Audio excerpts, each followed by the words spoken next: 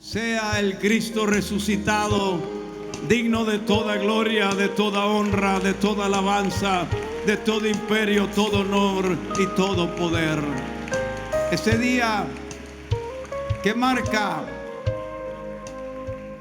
el triunfo definitivo otorgado a toda la humanidad.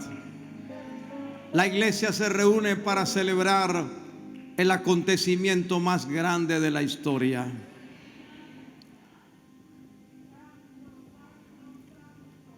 Vamos a ir al Evangelio según San Lucas, al capítulo 24. Leeremos a partir del versículo 25. Qué bueno que tiene palabra de Dios para acompañar la lectura en esta mañana. Y usted que está en su casa o donde quiera que esté, acompáñenos también con la palabra del Señor. Amén. No sé si pueden hacer un cambio de al revés, la que está arriba abajo y la que está abajo arriba, así como está bien ahora. Entonces Él les dijo: oh insensatos y tardos de corazón para creer todos los que los profetas han dicho. ¿No era necesario que el Cristo padeciera estas cosas y que entrara en su gloria? Y comenzando desde Moisés y siguiendo por todos los profetas, les declaraba en todas las escrituras lo que de él decían.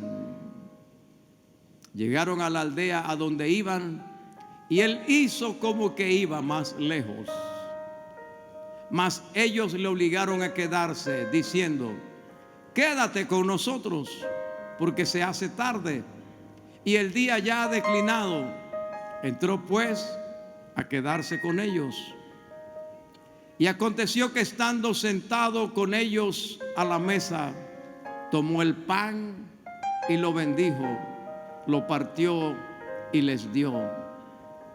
Entonces les fueron abiertos los ojos y le reconocieron, mas él desapareció de su vista. Y se decían el uno al otro: ¿no ardía nuestro corazón en nosotros mientras nos hablaba en el camino y cuando nos abría las escrituras? Y levantándose en la misma hora, volvieron a Jerusalén y hallaron a los 11 reunidos y a los que estaban con ellos, que decían: ha resucitado el Señor verdaderamente y ha aparecido a Simón. Entonces ellos contaban las cosas que les habían acontecido en el camino y cómo le habían reconocido al partir el pan. Pueden sentarse. Yo trataré de hacer un paralelo con el auxilio de la retórica para establecer una ayuda a memoria. El viernes hablamos de las 7 palabras de la cruz. En esta conversación e intercambio que se da entre el Señor y los caminantes de Emaús, quiero encontrar las 7 palabras de la resurrección. Los que están bien dormidos me van a decir un poderoso amén. Oh, gloria a Dios. Aleluya. Amén. Bien. Es notorio que el primer día, dice, el mismo día de la resurrección,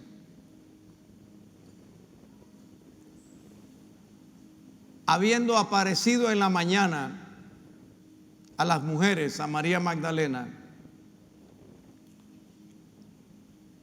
Y habiéndosele dado orden acerca de Pedro y los demás, en el transcurso de la tarde,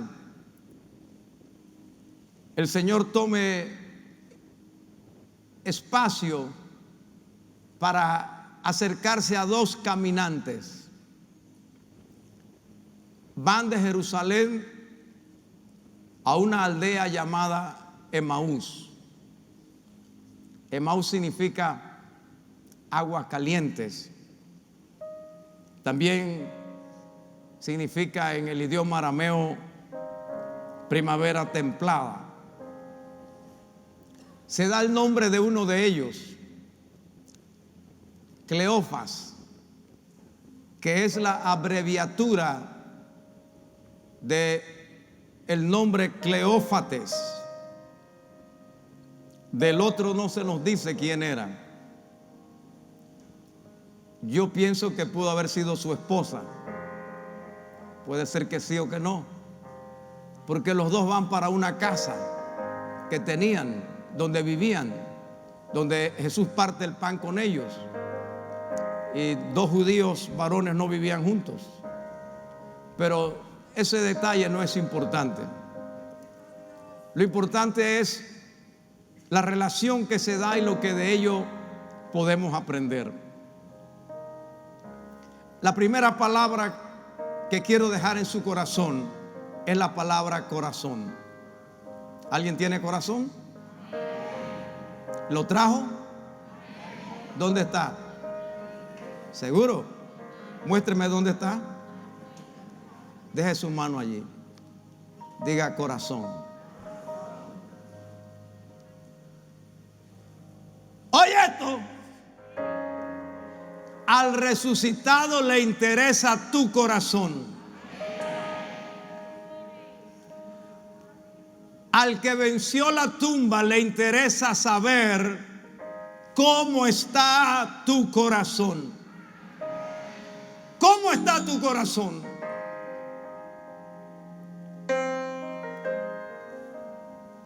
En la Biblia el corazón es sinónimo del centro de la vida. En la Biblia el corazón es lo que domina tanto los pensamientos como las emociones, las actitudes y también la voluntad. Y les digo esto porque cuando el Señor se acerca a esos caminantes,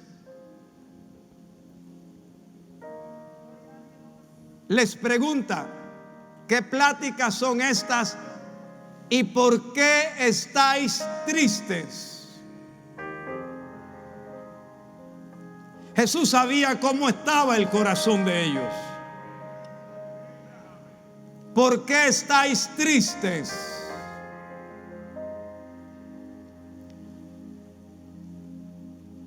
En la mañana,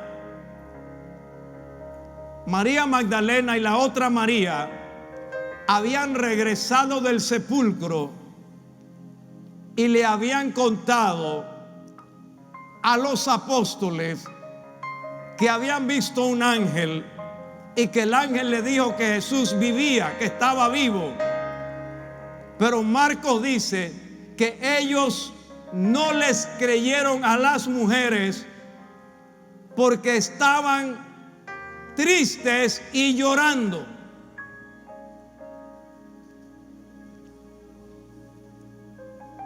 Así que Jesús comprendió el estado de ánimo de sus discípulos y fue para trabajar con su corazón.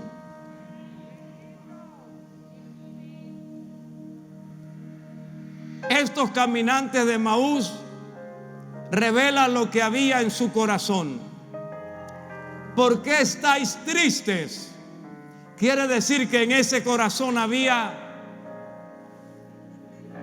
tristeza.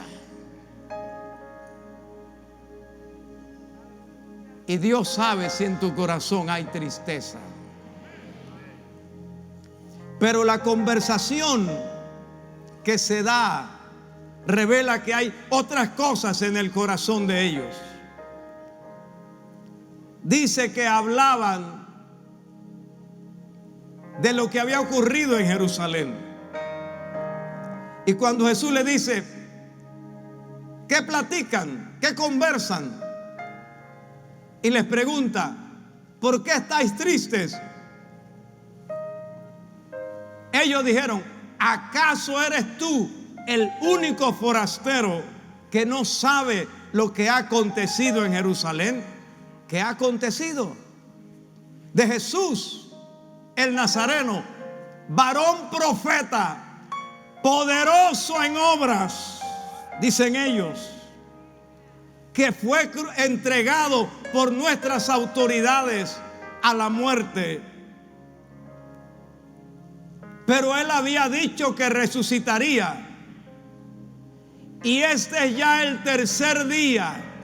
Eso es bien clave, porque en el conocimiento y en la teología judía, el tercer día era el día que marcaba el inicio de la putrefacción. Es el tercer día.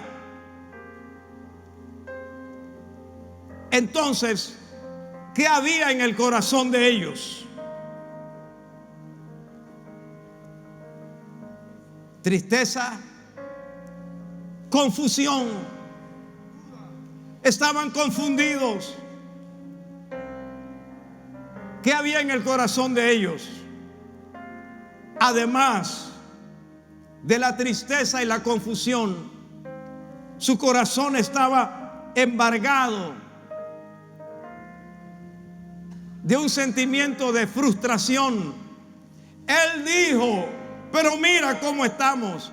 Me hago entender. No ocurre lo que él dijo que ocurriría. Se sentían frustrados. Así estaba su corazón. Y Dios sabe si te hiciste alguna expectativa y no se ha cumplido, si tenías alguna esperanza y no se ha realizado, si tenías algún proyecto y se truncó, si tenías algún plan y el plan se ha paralizado.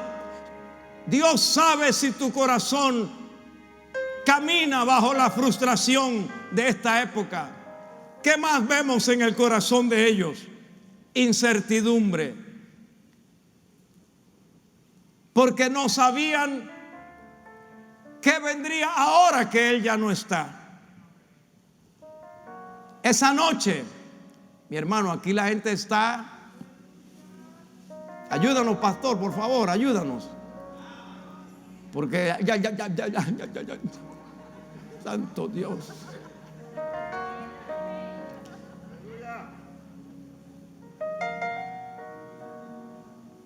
Jesús los encuentra pues en un estado donde ellos no pueden pensar qué vendrá mañana. Se acabó todo esto, todo el proyecto. Dice, ellos le dicen a Jesús, nosotros pensábamos que era Él el que restauraría el reino a Israel, el que nos liberaría. Y mira, frustración. ¿Qué había? Desesperanza. No había esperanza. Se acabó la esperanza. Esto era lo que anidaba el corazón de los discípulos. Pero además de esto, se notaba en ellos angustia. Y usted sabe que la angustia es una terrible consejera. Cuando uno está en angustia puede hacer cualquier cosa de la cual luego se arrepiente. O cuando uno está en angustia, la angustia lo puede paralizar. La angustia nubla el pensamiento, el razonamiento. La angustia quita la capacidad de tomar buenas decisiones. No se toman buenas decisiones cuando se está en angustia. Y eso era lo que daba vueltas en su corazón. Ahora notemos lo que hace Jesús con un corazón triste, frustrado, deprimido. desesperanzado, confundido y angustiado. ¿Qué hace Jesús? Aleluya. Dice, se acercó. Amados, no fueron ellos los que fueron donde Jesús. Fue Jesús el que fue donde estaban ellos.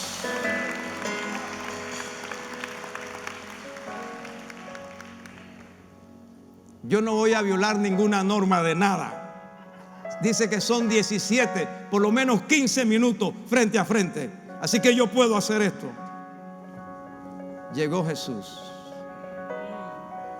No fue ella la que vino, fue Jesús. Tristes, angustiados, desesperados, pero llegó Jesús.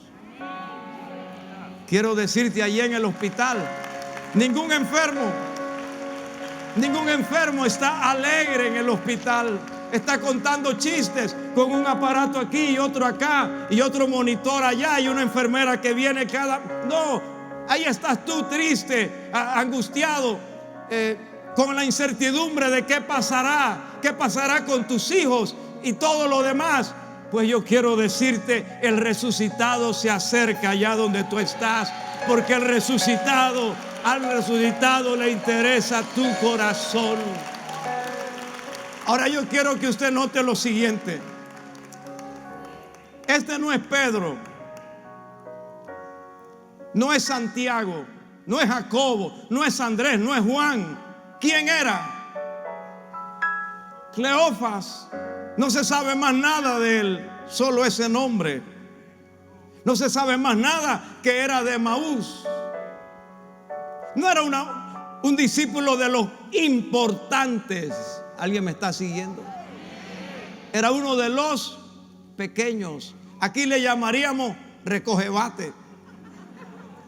Bueno, rascapaila.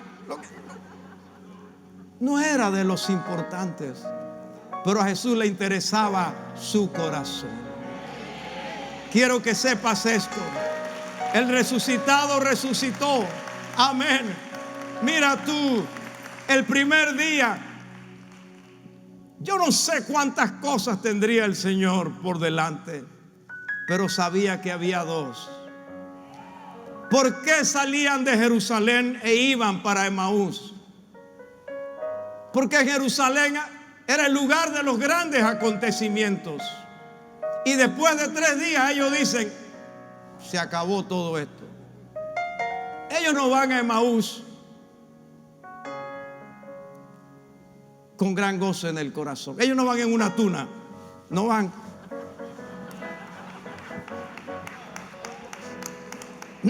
Santo Dios. Ellos van. Ha pasado 3 días. Jesús se acercó. Dígame un amén, por favor. Segundo, Jesús caminó con ellos. Aunque ellos iban a un lugar que no era el que deberían ir realmente, pero caminó con ellos. ¿Cuántas veces el Señor camina con nosotros? En nuestras desventuras, en nuestros dolores, en nuestras angustias, en nuestras interrogantes, en nuestras preguntas. Y la Biblia dice que ellos no le conocían. Santo Dios, no le conocían, pero caminó con ellos. ¿Qué más hizo? Les habló, les preguntó, les habló. Aleluya. El resucitado te está hablando en esa hora. Amén, pueblo, gracias. El resucitado te está hablando. Pero no solamente les habló, los escuchó, porque él recibió la respuesta de ellos, que le dijeron toda la perorata que le dijeron, y el Señor pacientemente, como si no supiera nada. Pero los escuchó. Pueblo, ¿sabes que el Señor te escucha? ¿Sabes que el resucitado te escucha? ¿Sabes que el que venció la muerte te escucha? ¿Sabes que el que derrotó al diablo te escucha? ¿Sabes que el que conoce cómo está tu corazón te escucha? ¿Qué hizo Jesús? Entró en la casa. Cuando llegaron al pueblo, el Señor hizo como que iba, voy más lejos. Y ellos le dicen, quédate en casa. Esa es la costumbre judía. Así eran ellos y aún son hasta el día de hoy. Y no solamente ellos, también los palestinos son así, los árabes. El que camina con ellos le dicen, quédate en la casa, entra aquí. Es la hospitalidad propia de ellos. Usted lo ve desde Abraham con los ángeles cuando llegan, etcétera. Quédate aquí. Y Jesús entró en la casa. Yo quiero creer que tú estás creyendo que Jesús entró a tu casa. Que Jesús entró a tu casa. Entró en la casa y dice la Biblia, se sentó a la mesa. Santo Dios. Él se sienta donde tú te sientas. Yo dije, Él se sienta donde tú te sientas.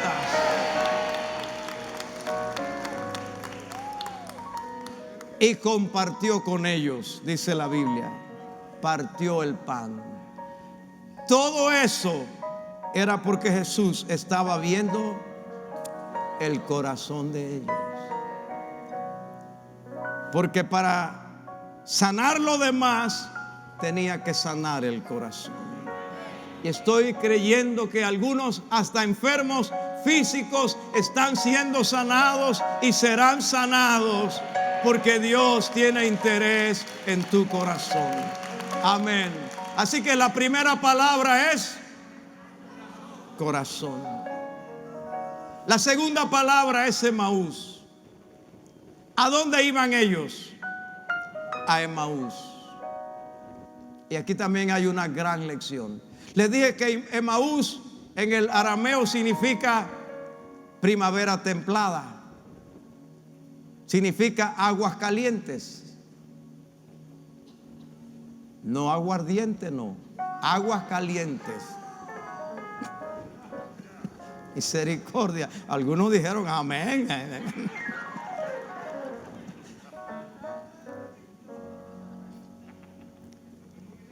Algo de Emaús.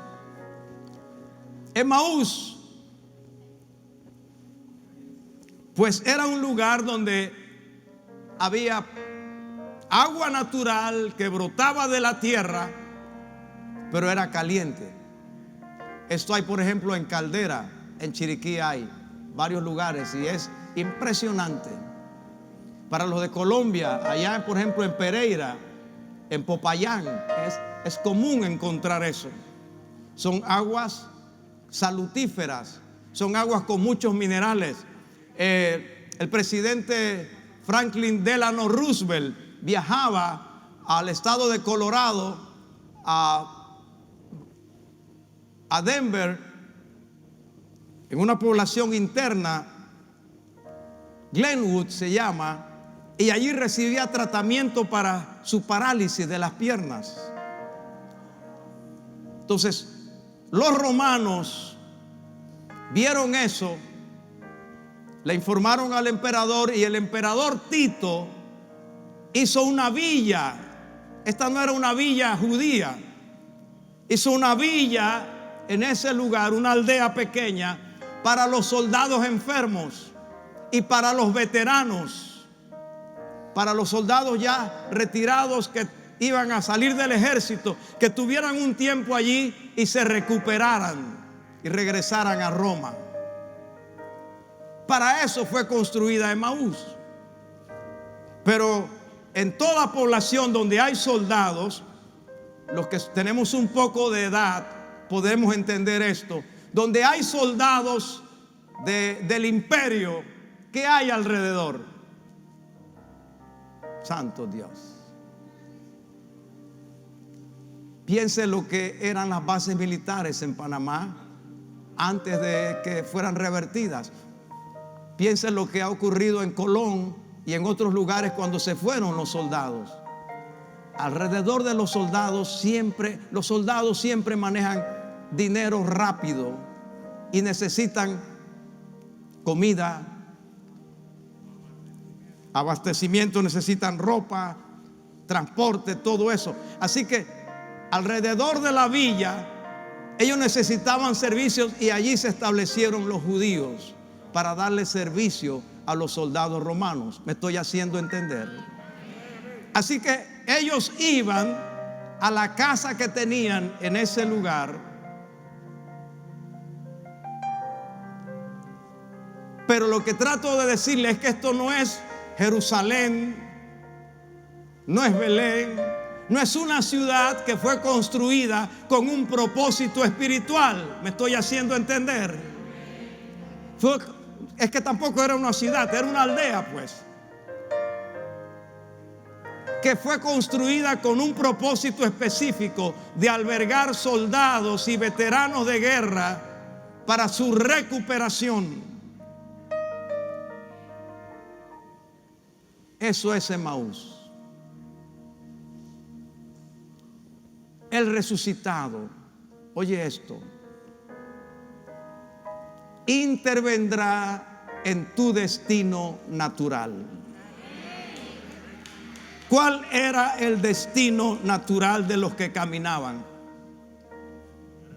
Llegar a su casa, llegar a Emaús. Ese era su destino natural. Pero Jesús vino y se atraviesa y camina con ellos. Y aunque llega con ellos, ellos no siguen en Emaús. Usted va a ver al final que no siguen en Emaús, porque ese era su destino natural. Y yo creo, porque lo he visto, lo he vivido y a mí me ocurrió, es mi experiencia, que Jesús intervendrá en nuestro destino natural. ¿Cuántas veces? ¿Saben, mis hermanos? La primera vivienda que nosotros tuvimos, mi esposa y yo, fue huyendo de una persecución en aquellos días en que perseguían a la gente vestidos de blanco y tal y cual, y uno corría, bueno, y la gente corriendo, y por ahí nos metimos y había una casa abierta y nos metimos ahí, y resulta que en la casa no vivía nadie ni había nadie. Era una casa que habían construido y no se había podido vender, y cuando ya pasó todo y pasaron usted sabe todos los líos que habían, santo Dios, un destino natural, Dios lo usó para darnos nuestra vivienda. No sé si estoy haciéndome entender. Y puede ser que un destino natural, mira, un destino natural te llevó a un hospital, y en ese hospital estás viendo esta pantalla en esta hora. Bendito sea Dios. El resucitado intervendrá en tu destino natural. Alabado sea Dios. Bendito sea el Señor. Sé que Dios está tocando corazones, porque a veces ni nos imaginamos que detrás de todo lo que se está moviendo está el Señor. Un destino natural te llevó a trabajar para otra persona. En esta propia iglesia, ¿cuántas familias han sido ganadas por una muchacha que fue contratada para hacer los servicios de la casa? Y después de 6, 7, 8 meses de ver la conducta, la actitud y todo. Hay una familia que ya no está aquí porque se fueron a Estados Unidos, pero es una familia de muchos recursos, pero tenían 2 hijos y uno de ellos tenía problemas, y contrataron a una muchacha así. Bueno, en el cuartito de ella, Osana Visión, Osana Radio, pero el niño entraba porque le gustaba cómo lo trataba ella, y también se quedaba viendo Sana Radio, Sana Visión. ¿Y sabe qué le dijo el niño a los papás un día? Yo quiero que me lleves a la iglesia de Yulisa. Entonces ellos le preguntan: ¿qué es esto? ¿Cómo es esto? El pastor Héctor conoce esa historia. Y él entonces les dice, y ella le explica, pues tú sabes, con temor qué van a decir. Y les dice: hemos visto cómo ha cambiado él desde que tú llegaste. Un mes después estaban aquí en la casa del Señor. Amén. Un destino natural, algo que fue para otra cosa. Amén. Dios está trabajando. Eso es lo que hace el resucitado.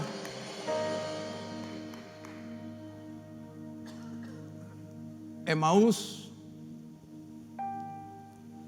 nos dice además que Jesús utiliza las bases de lo que ya tú tienes o sabes o conoces para manifestarse sobre ellas.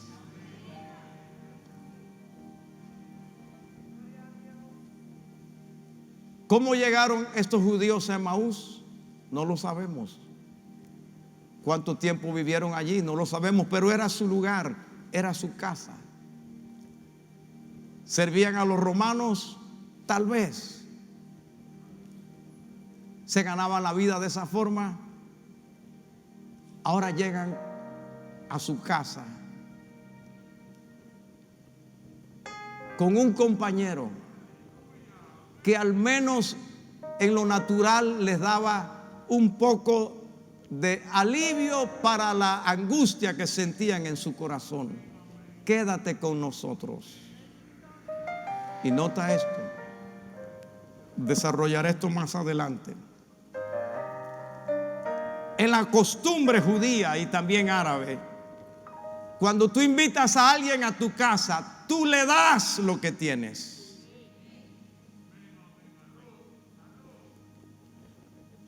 Pero a la hora de partir el pan, no es Cleofas el que parte el pan. Jesús tomó el control como si fuera el dueño de la casa. Él no llevaba el pan era de Cleofas y estaba allí, pero Jesús tomó el control como si fuera el dueño de la casa. Amados, Emaús es esto: el lugar de restauración para los soldados. Jesús lo convierte en el lugar de restauración para las almas necesitadas. Y termino por ahora con esta tercera palabra. Dice que mientras caminaban, Jesús les dijo: oh insensatos y tardos de corazón para creer todo lo que está escrito, dice. Y comenzando desde Moisés, les abrió todas las escrituras y les explicó lo que de las escrituras decían de él, en Moisés y en los profetas. La tercera palabra que quiero dejar en tu corazón es la palabra escrituras. Para nosotros es sinónimo de palabra de Dios. Amados, esta pareja caminaba y Jesús se acercó. Todo caminante necesita escrituras en su vida. Lámpara es a mis pies tu palabra y lumbrera a mi camino. Jesús entendió que lo que ellos necesitaban era la escritura, y por eso tomó el tiempo y tuvo la paciencia, comenzando desde lo que decía Moisés, para explicarles las escrituras, la palabra. Necesitas palabra de Dios para tu camino. Necesitas palabra de Dios para seguir adelante. Necesitas palabra de Dios para tener fuerza para caminar. Necesitas palabra de Dios para saber cuál es el camino. Necesitas palabra de Dios para entender lo que te espera. Necesitas palabra de Dios para recibir la fortaleza para la gracia divina y enfrentar lo que el futuro te está determinando. Necesitamos la palabra de Dios para nuestro camino. Además, ser tardos de corazón. Jesús le dijo: oh insensatos y tardos de corazón. La palabra insensatos, de donde se toma la traducción insensato, no es necio ni esto. Significa alguien que no pone atención, alguien que le están hablando pero está pensando en otra cosa. Cualquier parecido con lo que está pasando aquí no tiene nada que ver. No significa que es una persona sin inteligencia. Significa alguien que se distrae. Entonces Jesús le dice: eso te da tardanza en el corazón. Y por tener tardanza en el corazón, no crees lo que la palabra dice. Tardo de corazón es carecer de fe y también carecer de entendimiento espiritual. Y para eso aparece Jesús en el camino de Emaús, para darnos un despertar por su palabra, para darnos un entendimiento en el conocimiento de la palabra de Dios. En la relación que se da entre Jesús y los de Emaús, entendemos esto. Esto para mí es clave, es muy importante. Me gustaría que si alguien lo pudiera escribir, que lo escriba. Cuando Jesús le habla a los de Emaús, les declara lo que las Escrituras dicen de Él. Esto me enseña a mí. Para el resucitado, lo más importante era, y para nosotros debe ser también, lo más importante de las Escrituras es descubrir lo que las Escrituras revelan sobre Jesús. Hermano, no entre a pelear si el día que hay que guardar es sábado o domingo. No entre a discutir si hay que comer puerco o no hay que comer puerco. No entre a discutir si son ecuménicos o no son ecuménicos. Al final de cuentas, eso no es importante.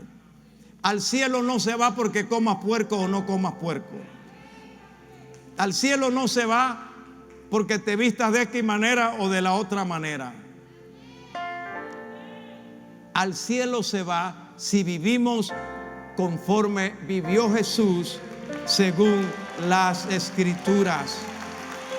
Al conocer lo que la Biblia dice, óigame esto, al conocer lo que la palabra de Dios dice de Jesús, podemos recibir todas las bendiciones que el Señor tiene para nosotros. Así que cuando el Señor les revela desde Moisés, el primer libro de Moisés es Génesis. El primer versículo de Génesis es: en el principio creó Dios los cielos y la tierra. Allí estaba Jesús creando. Santo Dios. Cuando crea al hombre dijo: hagamos al hombre a nuestra imagen. Ahí estaba Jesús creando y le va revelando. Ahí estaba Jesús en el arca de Noé. Ahí estaba Jesús en el llamamiento de Abraham. Ahí estaba Jesús en el sacrificio de Isaac. ¿Me estoy haciendo entender, iglesia? Y cuando llega a la peña de Oreb, ahí está Jesús. Y cuando llega al tabernáculo, ahí está Jesús. Y cuando llega a la salida de Egipto, allí está Jesús. Lo más importante es descubrir la bendición a través de Jesús, porque en cada página de la palabra de Dios está Jesús. Y por último, para concluir esta parte, la revelación de la palabra de Dios es sobrenatural. Cleofas y su mujer conocían la Biblia.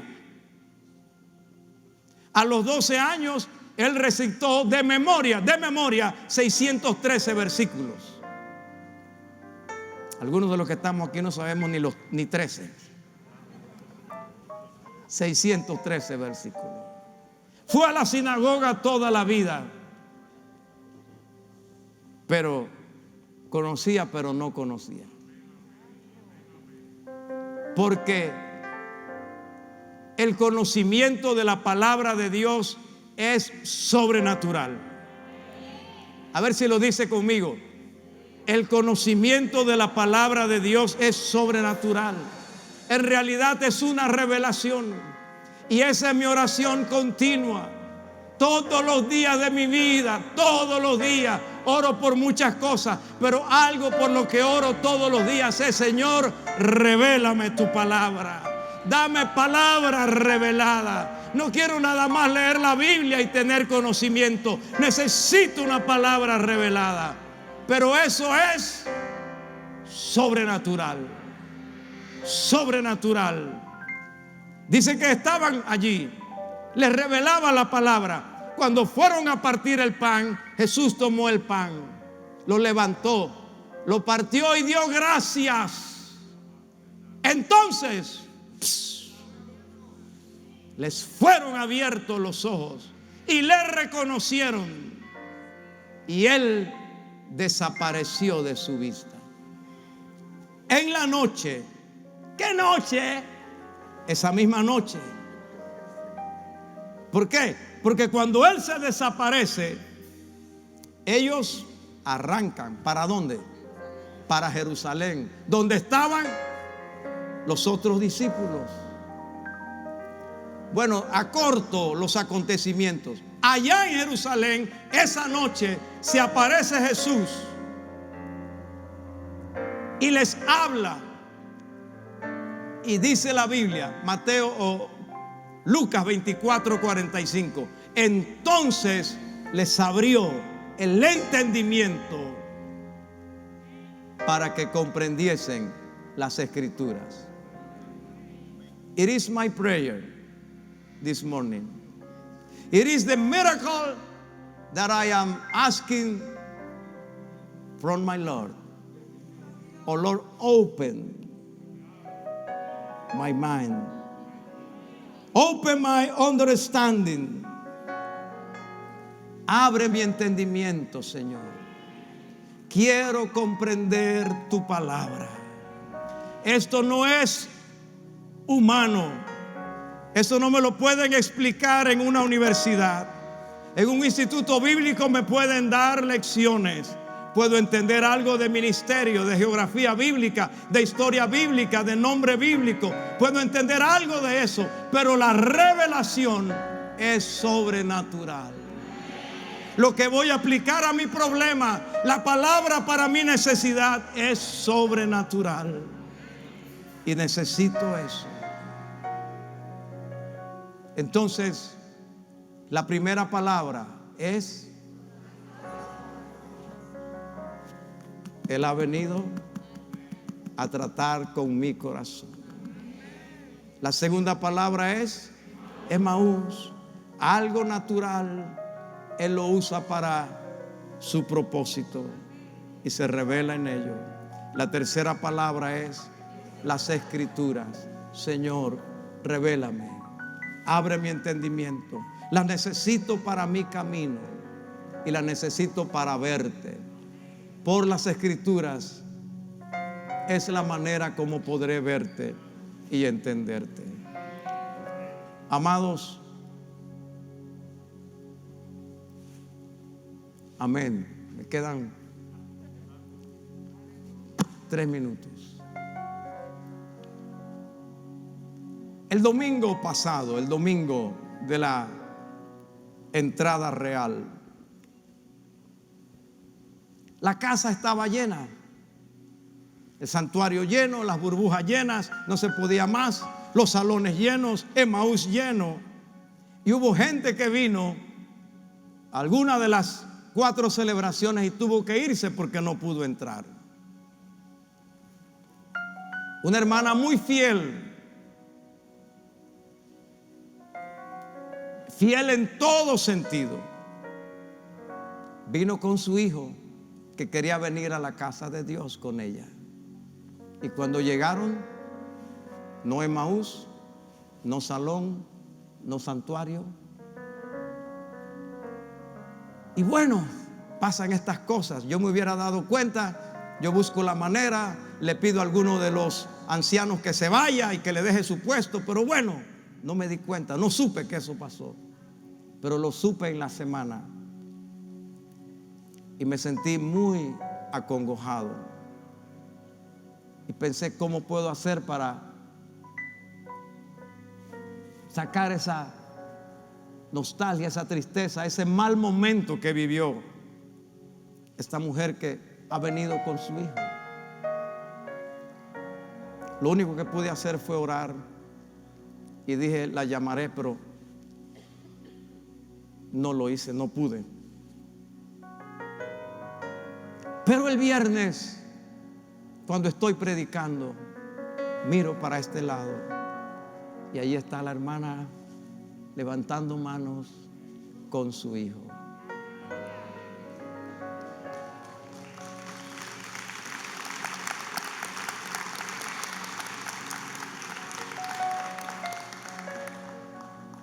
Hay poder en la palabra de Dios.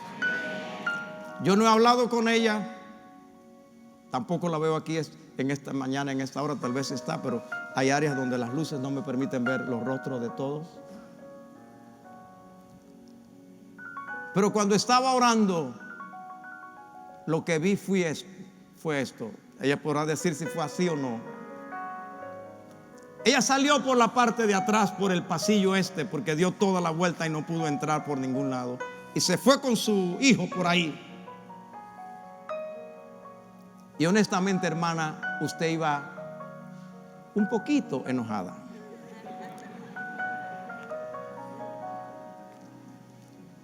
Iba triste, porque se ha arreglado, se ha levantado temprano, ha hecho todo y no me dejan entrar a la casa de Dios. No es una cantina que yo voy, es a la casa de Dios.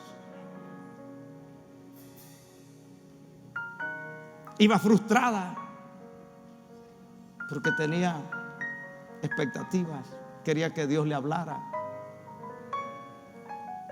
Iba confundida. ¿Por qué pasan estas cosas? Yo estoy seguro que si hubiera ido al casino, me abren la puerta, me reciben.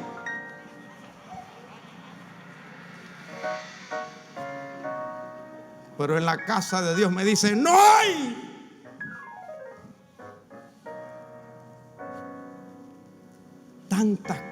Tantos pensamientos. Y además, ¿cómo le explico a mi hijo? ¿Cómo le digo? Sí, él sabe que yo diezmo fielmente, que yo ofrendo, que yo siembro, que yo pacto. Así que con todas esas emociones, yo la estoy viendo en mi espíritu, en oración. Llega al auto, el muchacho se sienta ella, inclina la cabeza, enciende y se queda un segundo allí. Y como es lo que escucha siempre, ahí está la emisora.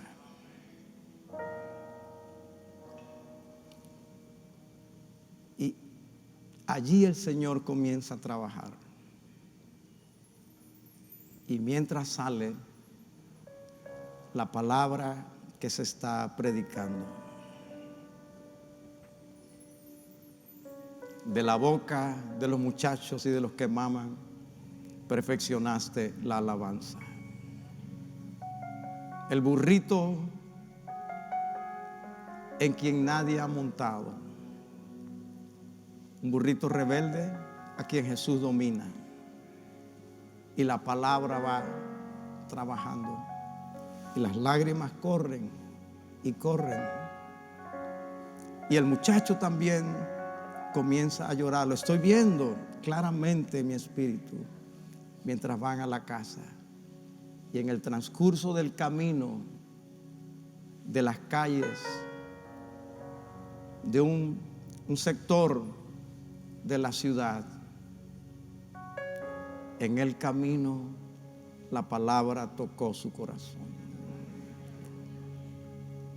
No recibieron lo que esperaron, no fue el mejor día de la vida, pero cuando llegaron a la casa, hijo, la próxima vez que vayamos, tú vas a ver que habrá silla para nosotros. Por eso el viernes, cuando los vi aquí, dije: Padre, tú eres un Dios de milagros. Tú eres un Dios de milagros. Amados, para mí fue algo natural, algo sencillo, algo humano, como ver a una madre con su hijo sentado. ¿Cuántos hay aquí sentados? Natural, sentados. Pero para mí fue una lección de Dios. Y yo sé que para ella también. El resucitado trabaja contigo y conmigo. Número 4. La siguiente palabra sería la palabra casa. Dice la Biblia, dice Lucas, el médico amado, que cuando llegaron a Emaús, Jesús dio a entender que él iba más lejos. Pero ellos le rogaron, o sea, le suplicaron, le insistieron: quédate con nosotros, porque se hace tarde, el día ya ha declinado, quédate con nosotros. Entonces el Señor se quedó con ellos y entró en la casa. Jesús entró en la casa. El resucitado tiene sumo interés en tu casa. Tu casa es importante para el Señor. Pero mi casa es muy humilde. Él no le interesa palacios. Él puede entrar a una mansión como entrar a una choza. De hecho, nació en un pesebre.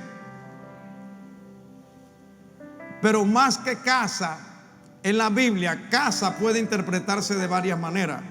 Casa puede interpretarse literalmente como el edificio. Dice que, por ejemplo, cuando sanó al paralítico que fue bajado del techo, se refería a una casa. Dice que no cabían en la casa, a una casa física. Pero casa también puede ser familia. Dice que José tuvo que empadronarse en Belén porque era de la casa de David. Casa puede ser familia, casa puede ser descendencia. Pero aquí Jesús entró en una casa física donde vivía gente con una necesidad espiritual. Así que Jesús entró en la casa. Donde quiera que me estés escuchando, viendo o recibiendo esta palabra, Jesús entra en tu casa. Amén. Aleluya. A ver, de los que estamos aquí en el santuario, ¿cuántos de ustedes saben dónde queda su casa? ¿Dónde queda?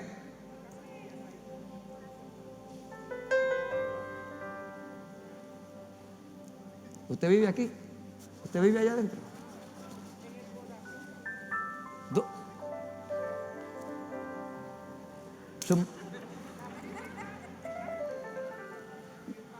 Yo me imagino, pienso que mi casa queda en esta dirección.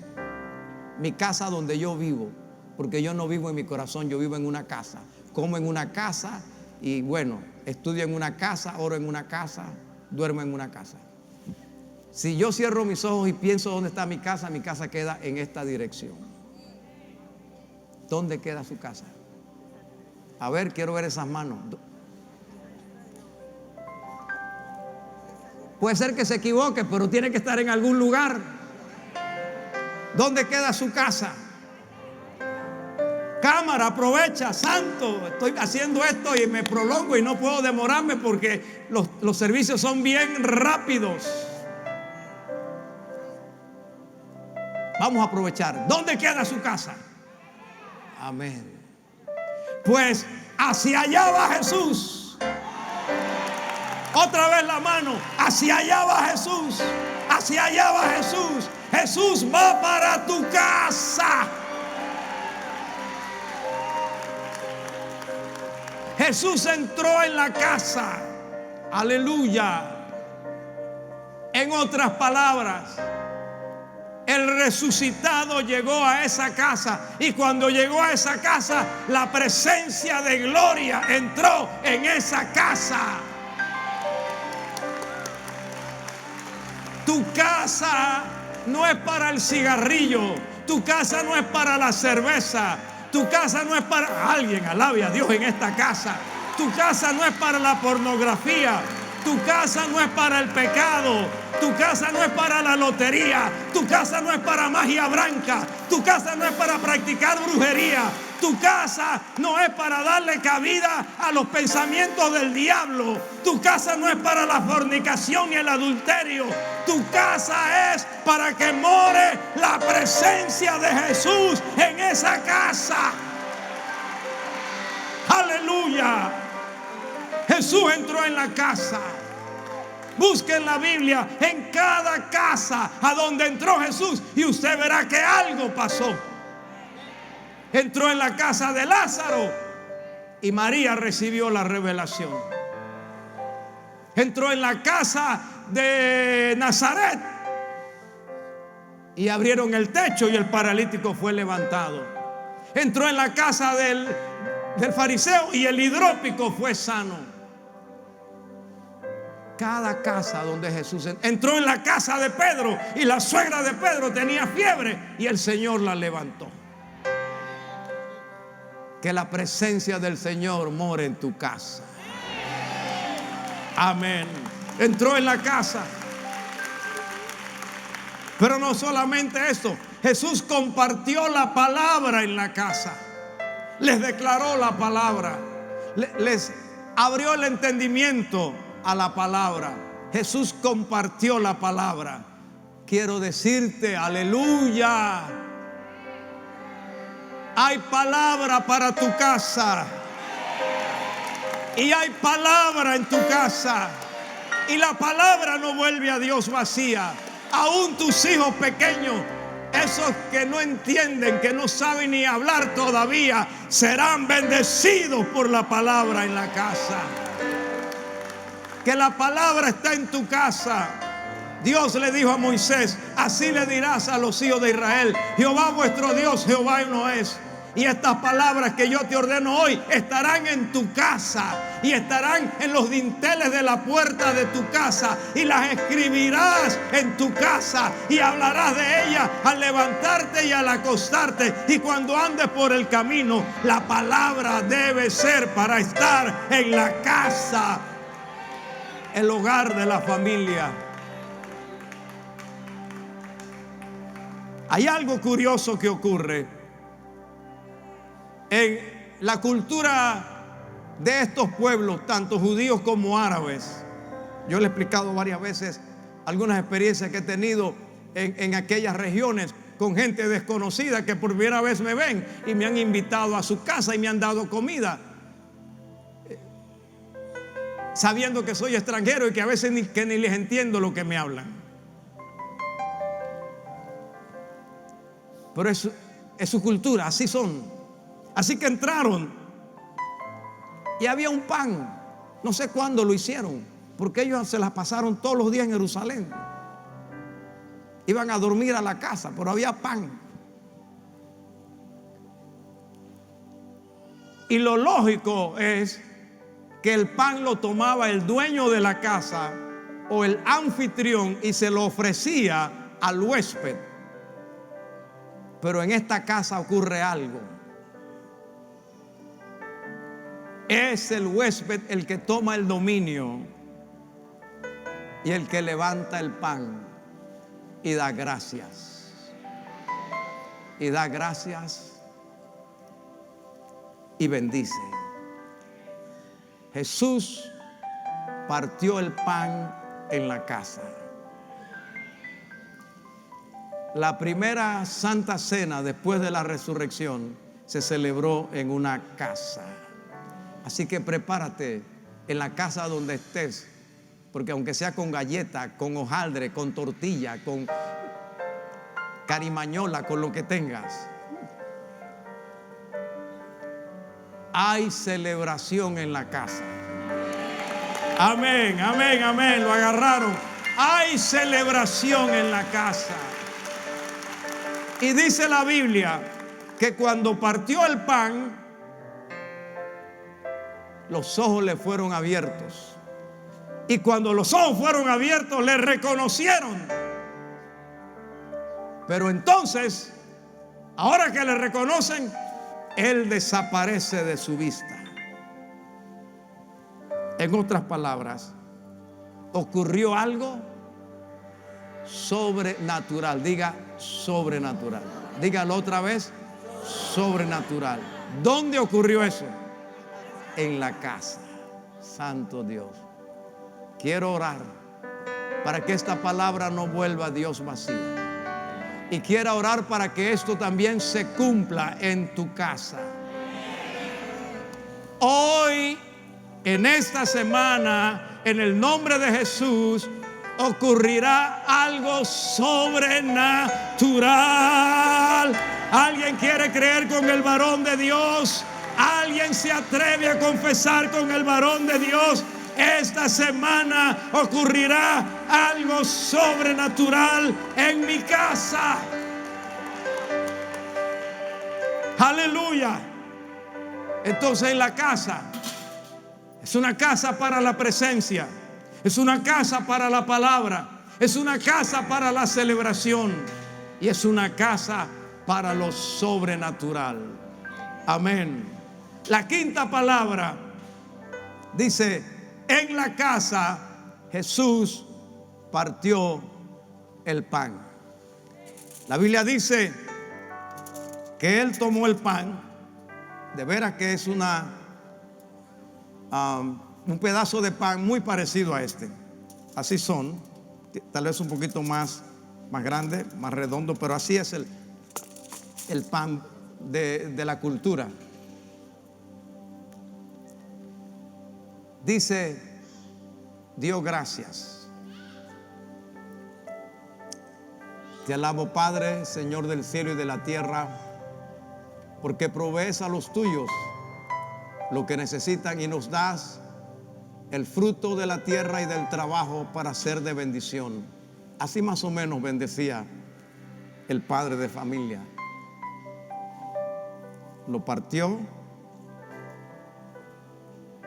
Y cuando hizo esto, le reconocieron.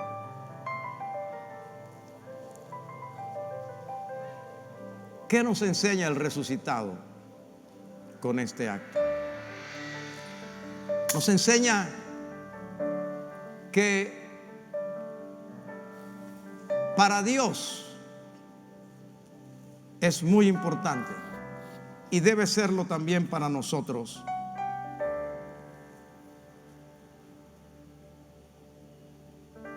El partimiento del pan. Le reconocieron cuando partió el pan. En la Biblia, en el Nuevo Testamento, en el libro de los Hechos, el partimiento, hermano, gracias, no hay problema. El partimiento del pan representa lo que nosotros conocemos hoy como la cena del Señor. Lea Hechos 2:46. Dice: y perseverando unánimes cada día en el templo y partiendo el pan en las casas, comían juntos con alegría y sencillez de corazón. ¿Qué es el ¿Qué es el partir el pan en las casas? No había templo como nosotros tenemos hoy. El templo de Jerusalén, los hermanos no tenían acceso al templo, era dominado por la casta sacerdotal, no podían celebrar esto allá, pero lo hacían en las casas. Este fue el primer acto registrado de Jesús resucitado, el partimiento del pan, lo que nos habla de su importancia. Pero cuando usted lee Hechos 2:41, dice, o de hecho 2:42, y perseveraban unánimes, dice, en oración y ruego, en la doctrina de los apóstoles. Perseveraban, hablando de la iglesia que recién había nacido, perseveraban en la doctrina de los apóstoles, en la comunión unos con otros, en el partimiento del pan y en las oraciones. Si quiere más comprobación, Hechos capítulo 20, cuando Pablo llega a Troas, en el versículo 7, dice: el primer día de la semana, reunidos los discípulos para partir el pan, Pablo les enseñaba, habiendo de salir el día siguiente. El punto es que esa reunión específica fue para dar una enseñanza de la palabra que se prolongó, y el propósito era concluir con el partimiento del pan, la cena del Señor. Ahí se cae el muchacho, se cae Eutico, el alboroto, lo levantan, Pablo ora, Dios lo resucita, suben, y dice el versículo 21 que concluyeron partiendo el pan, y cuando hubieron comido y bebido, dice, partido el pan, dice el versículo 21, lo que nos indica que celebraron la cena del Señor. Ahora,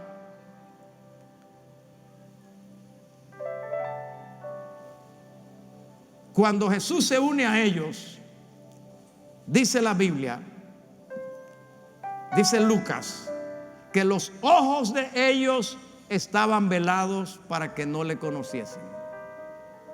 Ese es de esos misterios de la Escritura. Y no le conocieron.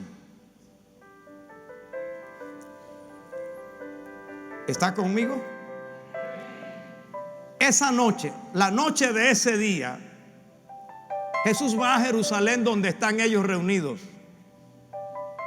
Les dice: pasa a vosotros. Dice que ellos estaban espantados. Jesús les dice: yo soy. No es un espíritu, soy yo. ¿Y qué hizo? Aleluya, por lo que lee Biblia. Dice, les mostró las manos. Dice: ved mis manos, que yo mismo soy. ¿Y qué vieron? Las heridas, la marca de los clavos. 8 días después viene Tomás y mete tu mano. ¿Estoy haciéndome explicar? Sin embargo, en todo el caminar, en todo el trayecto, en todo lo que hubo, ellos no pudieron ver eso, porque sus ojos estaban velados para que no le vieran. Sin embargo, cuando partió el pan, sus ojos les fueron abiertos. Amén. Mis amados, yo oro al Señor que en cada santa cena algo del mundo espiritual, algo del ámbito espiritual, algo de los ángeles, algo del cielo, algo de la palabra, aún puede ser alguna trampa del diablo, pero algo que no sea natural nos sea revelado y que los ojos nos sean abiertos.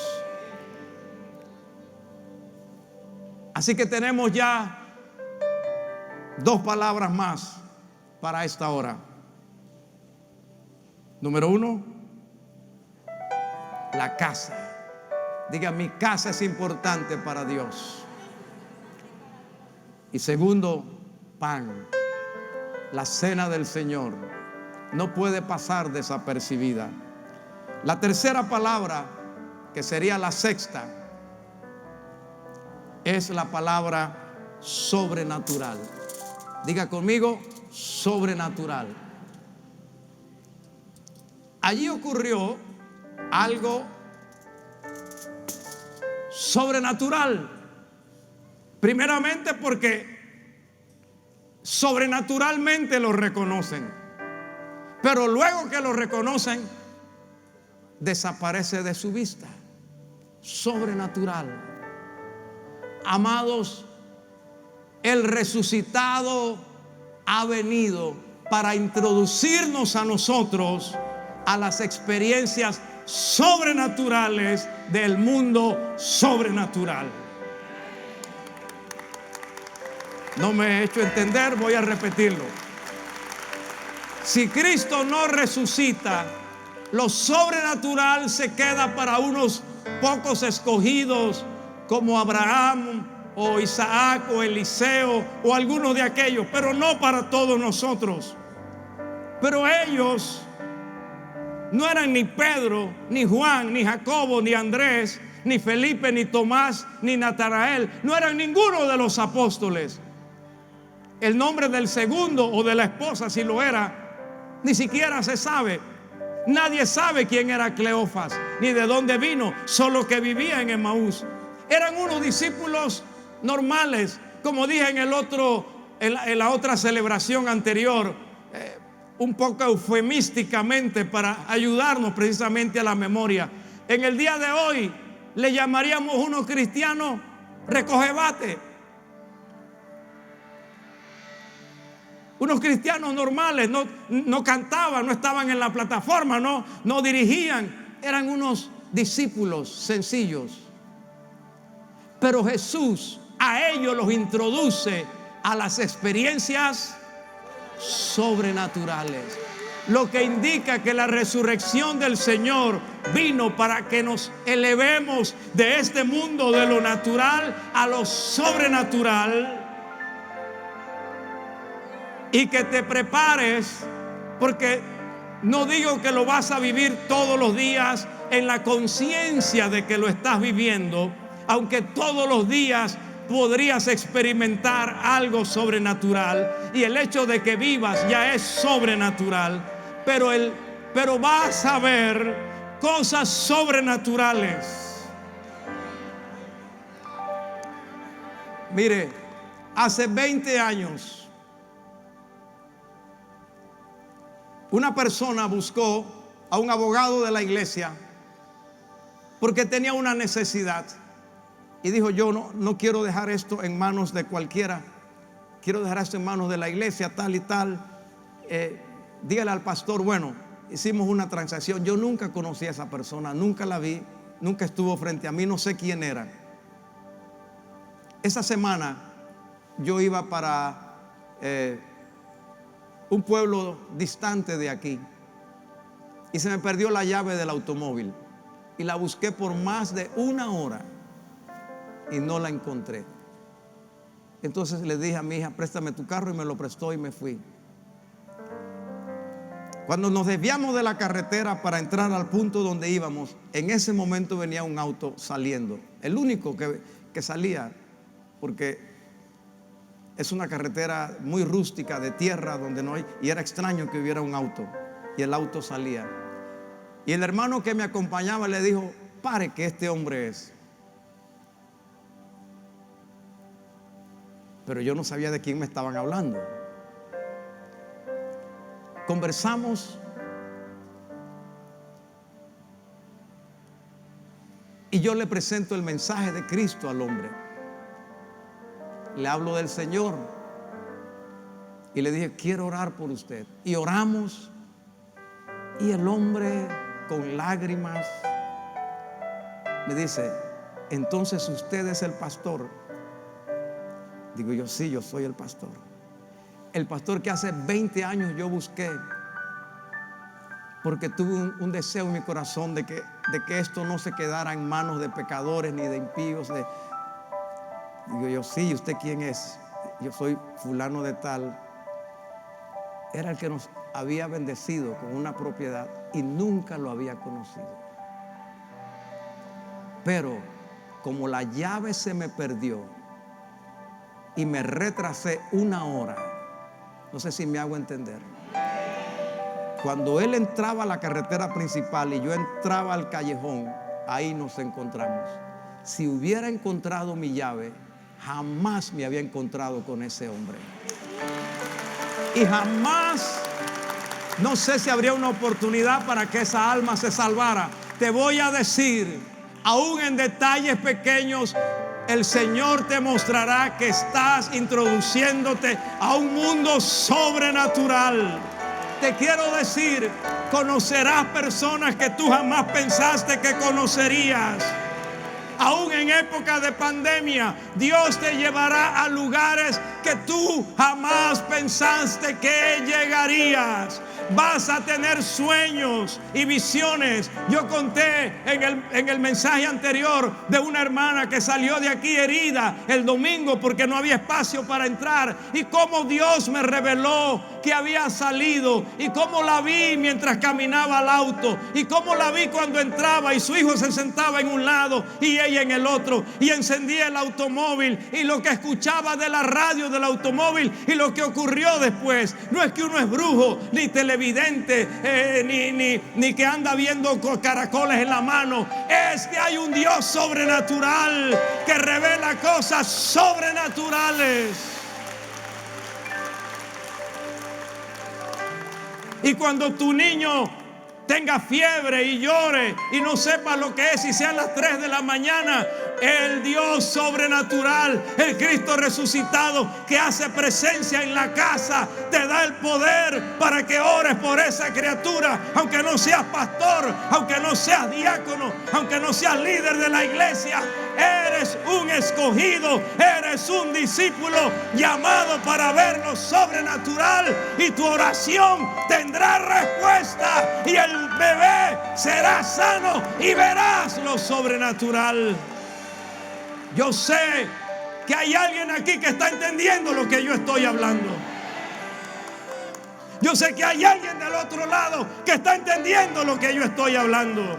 Yo sé que hay algunos que este ojo se le cruza para acá y este otro para acá y dicen, ¿qué es eso? Pero yo sé, estoy seguro que yo no soy el único que he vivido esto. Yo sé que hay algunos de ustedes que han soñado con ángeles. Yo sé que hay algunos de ustedes que donde viven, el brujo del barrio, el brujo del edificio se ha ido porque dice, no aguanto vivir aquí, porque hay algo más poderoso que lo que yo practico en este lugar.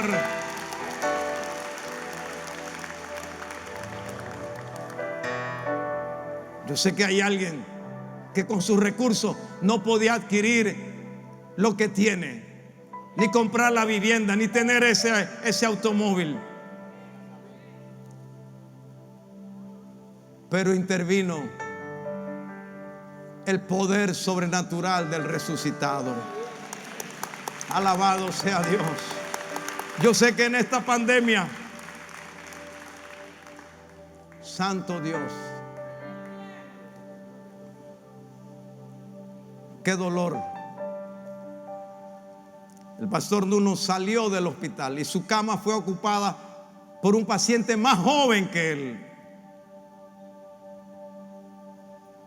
Y los médicos le llamaron al pastor Nuno: usted salió del hospital, pero el que ocupó su cama salió para la morgue. ¿Qué hace la diferencia? Amados, crea en el poder de Dios. Dígame un amén, por favor. Respáldeme que estoy predicando palabra de Dios. Crea en el poder de Dios. Ore al Dios del cielo. Anime a los que me están escuchando que tiene un familiar en cuidado intensivo en esta hora.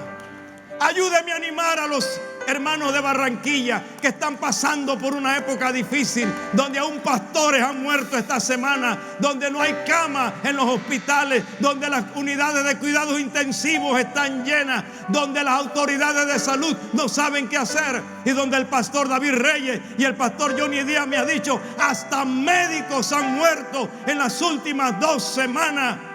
Oren por Barranquilla, me decían, Pues Barranquilla, aquí hay una iglesia que cree en lo sobrenatural.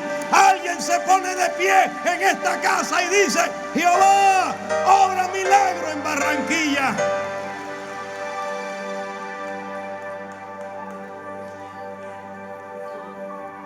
Santo Dios. Miren, amados, Jesús se desapareció de la vista. ¿Está conmigo? Primero ellos tenían los ojos velados.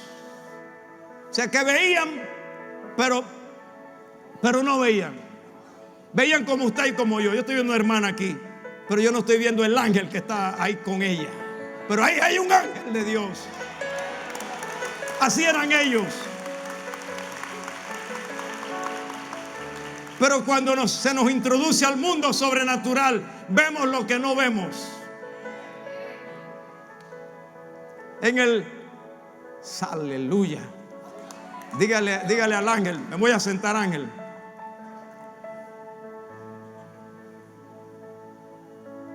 Aleluya.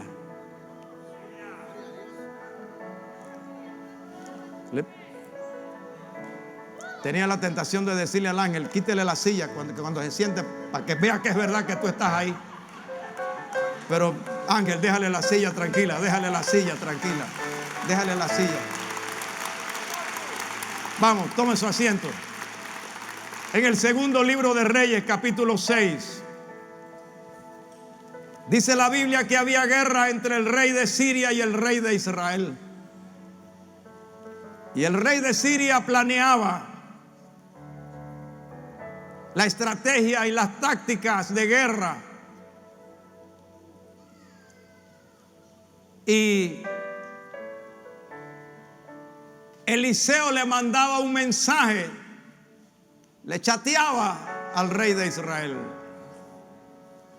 y le decía: en tal sitio y en tal sitio está el campamento del rey de Siria, no pases por ahí. Y el rey no pasaba, y el rey de Siria quedaba loco. Y luego planeaba otra cosa, y Eliseo le decía al rey de Israel: esto va a pasar. Hasta que el rey de Siria convocó a un consejo de guerra y dice: ¿quién es el traidor? Porque todo lo que planificamos aquí, el rey de Israel lo sabe. Aquí hay un espía.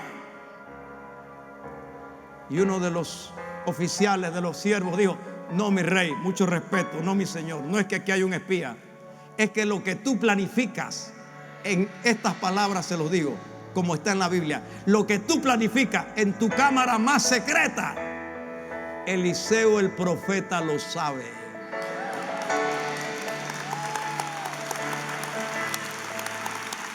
En tu cámara más secreta. Ajá. Tráiganme a ese hombre aquí. Y se armó el ejército. Eliseo vivía en esa época en Dotán. Y fue el ejército sirio y rodeó la casa donde estaba Eliseo. En la mañana, cuando el criado de Eliseo salió, se acuerda que esas casas no tenían baño así como nosotros ni nada de esas cosas. Así que el muchacho salió, hasta las ganas se le quitaron. Dice que cuando vio el ejército gritó: Señor mío, estamos rodeados. El ejército y carros de caballo están alrededor nuestro. Y Eliseo le dice: tranquilo, más son los que están con nosotros que los que están con ellos. Lo sobrenatural te da seguridad, lo sobrenatural te da confianza, lo sobrenatural te da firmeza, lo sobrenatural te afirma: Dios está conmigo y mayor es el que está en mí que aquel que está en el mundo. No tengas miedo, más son los que están con nosotros que los que están con ellos. Entonces hace una oración y dice: Señor, abre sus ojos para que vea. Y cuando el muchacho abre los ojos, que el Señor le abre los ojos, queda brincando, le lucha. Señor mío, el monte, o sea, el lugar donde vivimos, está rodeado de ejércitos de Dios. Estamos rodeados. Iglesia, este templo está rodeado.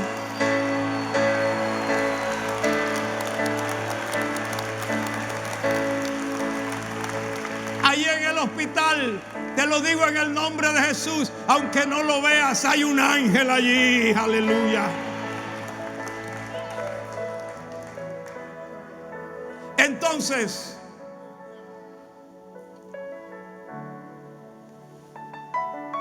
dice la Biblia, Eliseo oró y le dijo: Señor, ciérrale los ojos a esta gente. ¿Y qué sucedió con el ejército? Quedó ciego, la totalidad de ellos. ¿Dónde inventó, pastor? Búsquelo. Segundo de Reyes, capítulo 6, 15, 21, 22. Todo eso está ahí. Entonces Eliseo le dice: miren, este no es el camino de lo que ustedes buscan, yo lo llevo.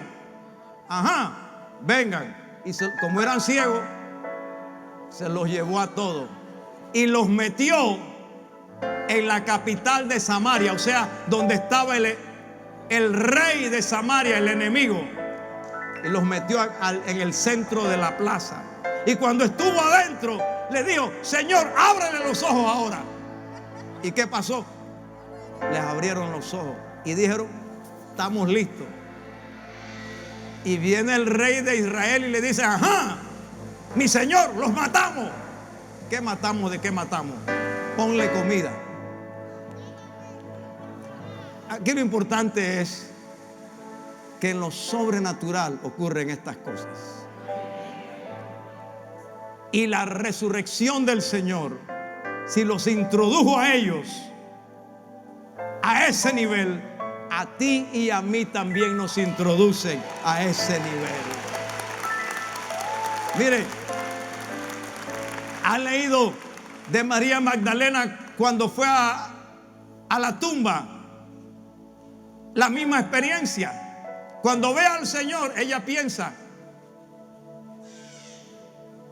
que es el hortelano. Dice la Biblia, pensaba que era el hortelano. Y lo vio y lo está viendo. Pero no lo conocía. Hasta que Él le abre los ojos. Raboni. Entonces, cuando él la llama a María, Raboni, sus ojos le fueron abiertos. Le voy a dar otro ejemplo. Cuando Pedro y los 6 compañeros van a pescar al mar de Galilea y dijeron: vamos a pescar después de la resurrección. El Señor se aparece en la orilla, no han pescado nada y les grita: hijitos, ¿tenéis algo de comer? ¿Qué dijeron? Nada. Tampoco lo conocieron. Entonces Él le dice: echad la red a la derecha y hallaréis. Y después de la pesca, cuando ocurre lo sobrenatural, entonces se dan cuenta que era el Señor. Amados, déjenme un poquito el aplauso para un segundo. Oro y oraré. El tiempo es muy breve en cada reunión ahora, pero oraré que el Señor nos abra los ojos. Que podamos ver lo que el diablo planifica contra nosotros. Que podamos ver las oportunidades de Dios. Que podamos ver las maravillas de la palabra. Que podamos ver las acciones de Dios en la gente. Que podamos ver los planes que Dios tiene para niños, para los hijos nuestros, para el futuro. Que podamos ver si vale la pena hacer esto o no, comprar esto o no, ir o no a tal lugar. Que veamos los ángeles de Dios. Gloria al Señor. Así que la sexta palabra es sobrenatural. Aleluya. Dígalo otra vez. Sobrenatural. ¿Está copiando? Si está escribiendo, estoy seguro que lo recordará. Y si no lo recuerda, sencillamente se copia y ya. Número 7. Séptima palabra. Destino. Destino. Cuando esto ocurre, ¿qué esto? Que el Señor se desapareció de la vista, que le reconocieron.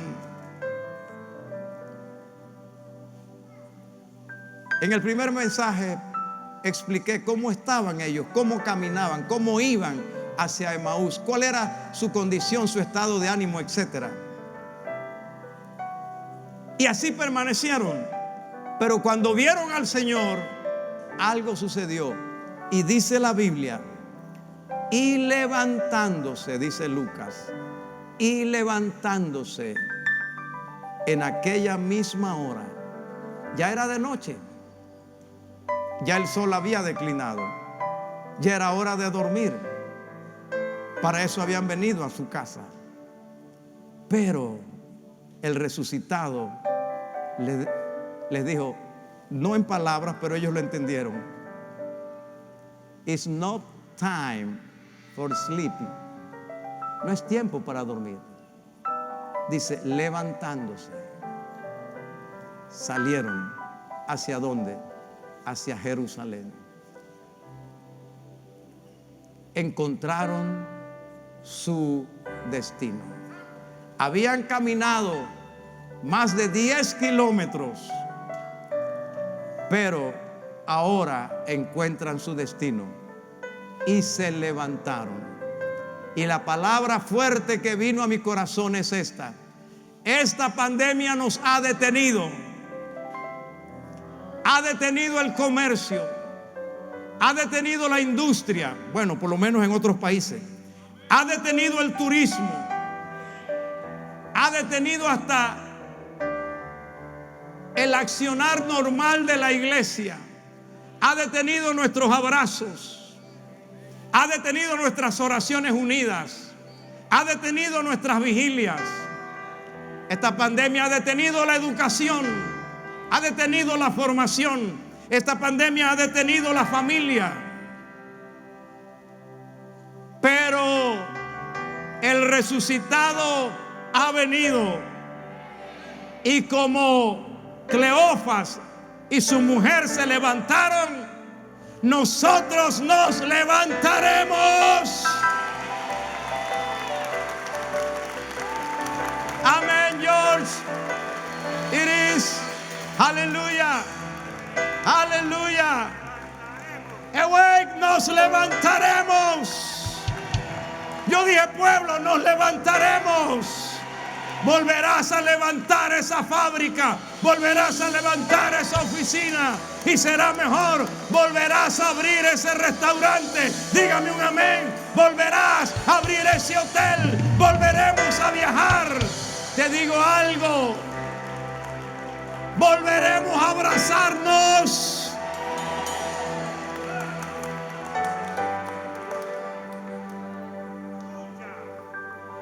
Nuestro destino no se ha detenido. Ahora es que comienza, porque vamos para un nuevo comienzo. Se levantaron y fueron a Jerusalén. No podían ir a otro lugar. Había que ir al lugar donde Él murió y donde Él resucitó. Había que ir al lugar donde estaban sus hermanos. Habría que compartir con los hermanos la experiencia que habían tenido. Nos levantaremos. Yo dije, nos levantaremos y seremos de bendición para nuestros hermanos.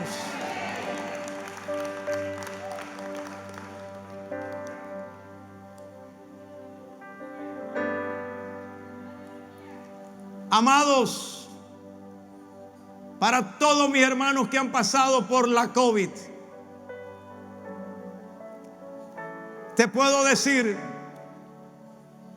te levantarás, y te levantarás sin secuelas. En algún momento les dije que un médico conocido nuestro, muy querido de mi familia, que no es cristiano, pero que nos sigue pues por televisión, que él tuvo COVID hace 8 meses. Y me dijo que todavía él no puede hacer ciertas cosas. Y todavía le cuesta subir escaleras y eso. Y él me vio predicar y me dijo, en cualquier momento suelta el micrófono. Él allá sentado y yo acá. No sabía que él me estaba viendo. Pero él me dijo esto. En cualquier momento le dice a la congregación, un momento, déjenme respirar, déjenme. Porque él no puede seguir predicando así. Es imposible que siga predicando así. No puede. Si yo tengo 8 meses y soy médico y no puedo. Yo te iba a ver 5 minutos, me dijo. Pero me la aguanté 1 hora para ver cuándo paraba. Y no paraste. Nos levantaremos. Mira, ese COVID no te podrá detener. No podrá detener que hagas ninguna de tus actividades normales. Con gozo, con energía, con entusiasmo, con salud y con victoria. Nos levantaremos para bendecir a nuestros hermanos.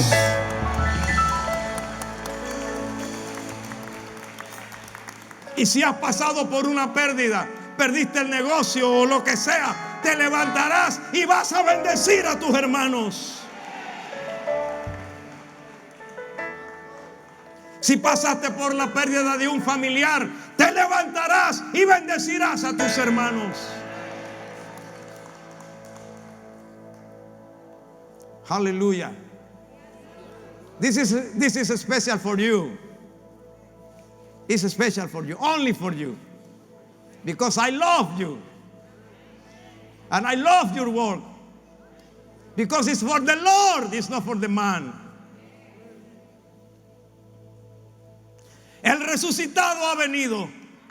Y el efecto de lo sobrenatural impulsa en nosotros una acción. Nos levantaremos. Y así como los de Emaús se levantaron de su tristeza, de su depresión, de su angustia, de su conflicto emocional y de su lucha espiritual, nosotros nos levantaremos de esta pandemia y de todo lo que ella ha representado y seremos una bendición para nuestros hermanos. Nos levantaremos con un mensaje de victoria. A ti te digo, nos levantaremos. Amén.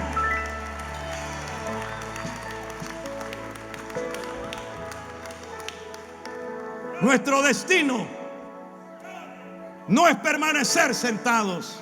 Nuestro destino no está en la depresión ni en la angustia, no está en la tristeza ni en la frustración. Nuestro destino es levantarnos. Nuestro destino es Jerusalén, el lugar de la palabra, el lugar del templo, el lugar de la adoración, el lugar del sacerdocio, el lugar del gobierno, el lugar donde Jesús murió y el lugar donde Jesús resucitó. Y nos levantamos porque nuestro destino nos lleva a proyectar un mensaje.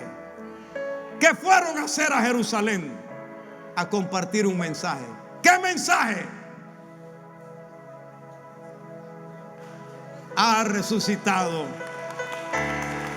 Aleluya, aleluya, aleluya, aleluya. Iglesia, ya tengo que terminar. Ya tengo que terminar, pero les digo algo. Nos levantaremos con un mensaje.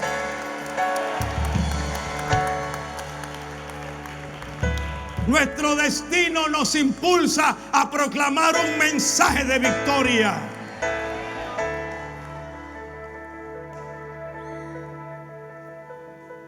Un mensaje respaldado por un testimonio. No es algo que alguien me contó o que yo leí en un libro. Es algo que yo he vivido.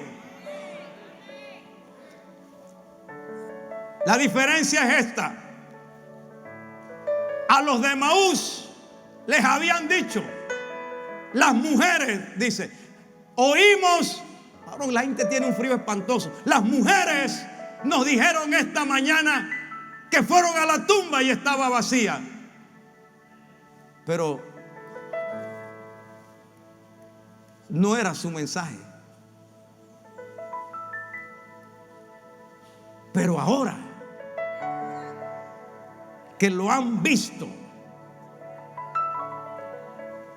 tienen un testimonio que respalda. Amén. Esa es la diferencia. Cuando tú puedes predicar lo que has vivido, cuando tú hablas de un Cristo que salva porque te ha salvado, cuando tú hablas de un Cristo que sana porque te ha sanado, cuando te habla de un Cristo que liberta porque te ha liberado, cuando te habla de un Cristo que te da victoria porque te ha dado la victoria. Tenían un testimonio. Y por último, un destino que te da un mensaje que tiene un respaldo. He aquí, yo estoy con vosotros todos los días hasta el fin del mundo.